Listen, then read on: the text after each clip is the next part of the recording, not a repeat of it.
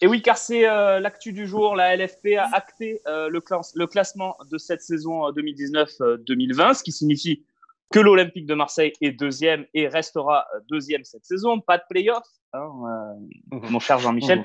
On a reçu énormément de messages d'ailleurs à ce sujet, beaucoup de tacles de votre part, cher lecteur du Phocéen, au sujet de Jean-Michel Aulas. On va parler de tout ça. Je vous donne le classement, les 6 premiers, comme ça vous comprenez exactement de quoi il en retourne. Paris premier, Marseille deuxième, Rennes troisième. Voilà pour les équipes qui iront en Ligue des Champions normalement la saison prochaine. Lille, qui est un peu le cocu, il faut le reconnaître dans cette histoire, puisqu'ils étaient à 1 point de Rennes, finit quatrième. Et puis, c'est Nice et Reims qui héritent des derniers billets pour l'Europa League si les compétitions, si les coupes nationales ne peuvent pas aller à leur terme. Ce qui nous donne Lyon septième et Lyon hors des coupes d'Europe. Voilà pour la précision. Ça, ce qui a été acté. Messieurs, j'ai beaucoup de questions à ce sujet, donc on va prendre quelques questions de nos lecteurs. Est-ce que ce classement, tiens Christophe, est-ce qu'on est sûr à 100% que ce classement ne bougera plus désormais? Normalement oui. Après, tu l'as dit, il y a des cocus dans l'histoire, cocus entre guillemets, puisque personne n'y peut rien, on est tous victimes de cette crise. Mais c'est vrai qu'il y a certainement des gens comme Gérard Lopez par exemple à Lille, mais même Aulas. Nous, bon, on rigole, mais si on était à la place de Lyon ou si on était à la place de Lille, encore plus. Ouais, je pense qu'on serait tous scandalisés, on ferait des émissions spéciales pour dire que c'est un scandale, qu'il faut faire des recours, qu'il faut attaquer en justice, bon, et voilà, et que c'est toujours pareil, c'est toujours Marseille qui se fait avoir. Bon, là, on est dans une bonne position, évidemment, on va en Ligue des Champions, on est qualifié directement.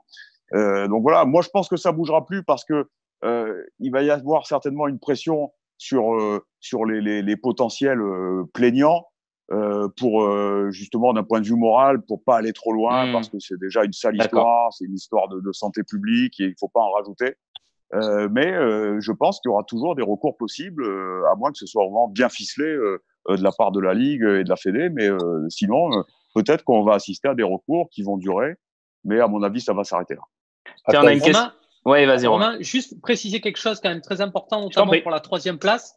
Parce que on sait normalement la 3e place donne lieu à un tour préliminaire, donne accès à un tour préliminaire de Ligue des Champions.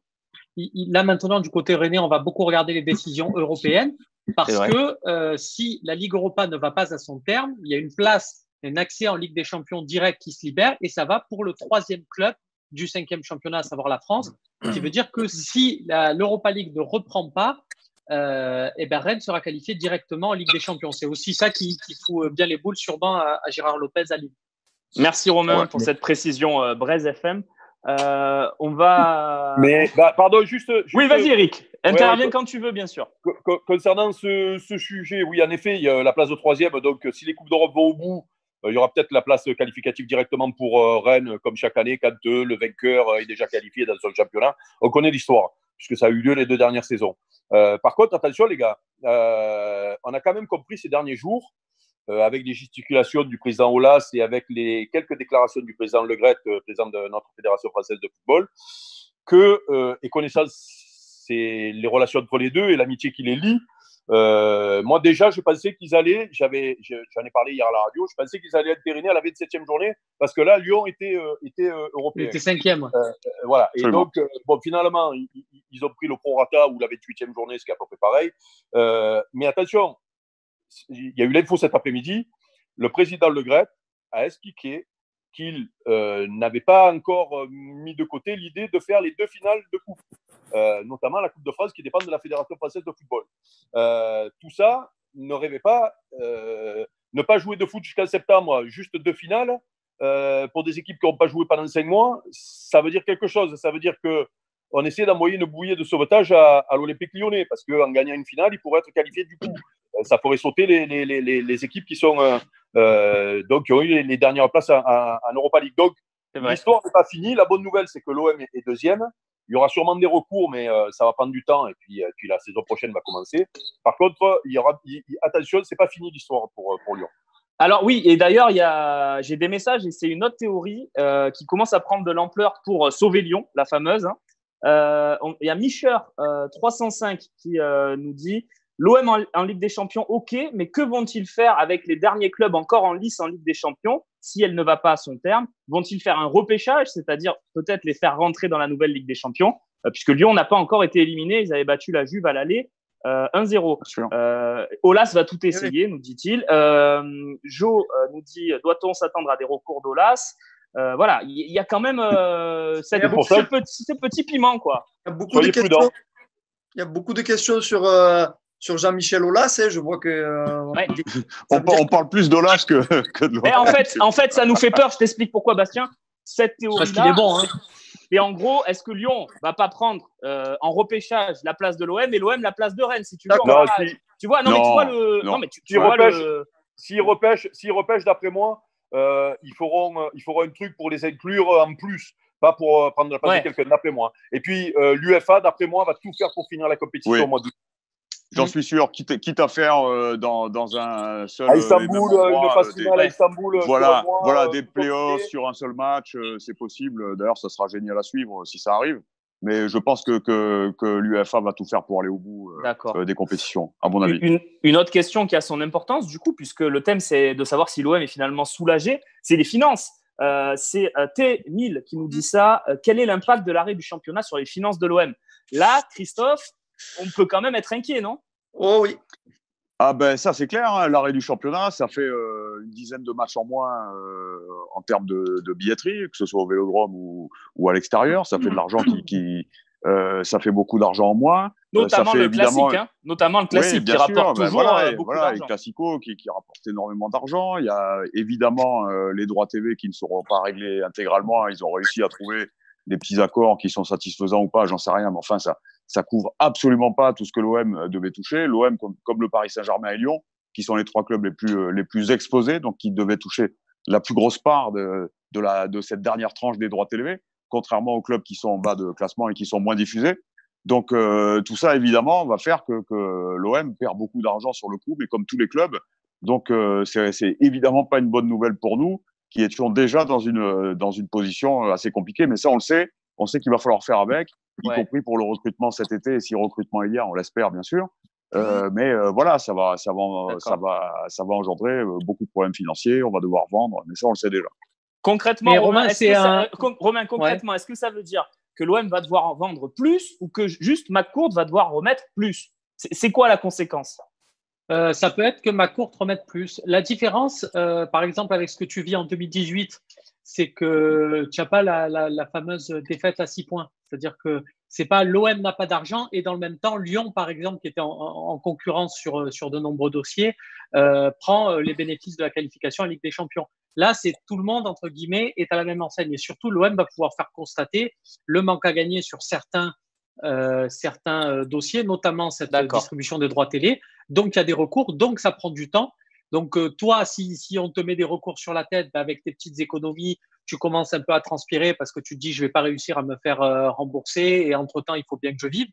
À la différence de l'Olympique de Marseille, c'est que dans ce cas-là précis, l'OM peut attendre parce que l'OM peut compter quand même sur un actionnaire millionnaire, milliardaire. Vous faites comme vous voulez. Selon, il y en a qui savent spéculer sur les comptes et tout. Tant mieux pour eux. Apparemment, c'est bien milliardaire. McCourt, il a les moyens de faire la jonction sur quelques mois là-dessus. Donc, mais Romain, Romain, le fair play financier, notamment au niveau de l'UEFA, n'oblige pas l'OM du coup à être autonome financièrement, c'est-à-dire que c'est pas aussi facile que ça. Mais ça, alors ça, ils le sauront vu le contexte. En fait, le fair play financier va être décalé d'un an et c'est ça, ça va sauter normalement. C'est ça, il va être plus laxiste. Ça va sauter pour un an. Et puis le dossier qui accapare là-bas tous les regards, c'est surtout Manchester City plus que l'Olympique de Marseille.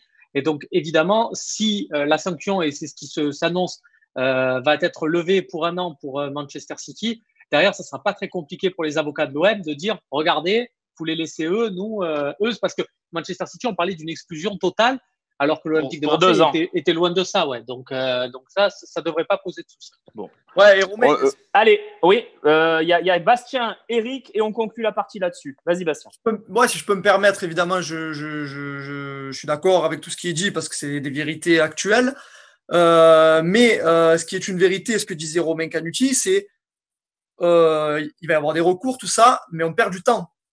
Alors, je veux bien que plusieurs clubs sont dans cette situation, mais j'ai pas mal d'échos qui font un peu flipper en mode ils savent pas budgéter pour la formation l'année prochaine, ils savent pas encore budgéter pour les transferts. Si, comme le dit Chris, eh ben, on aura pour les transferts.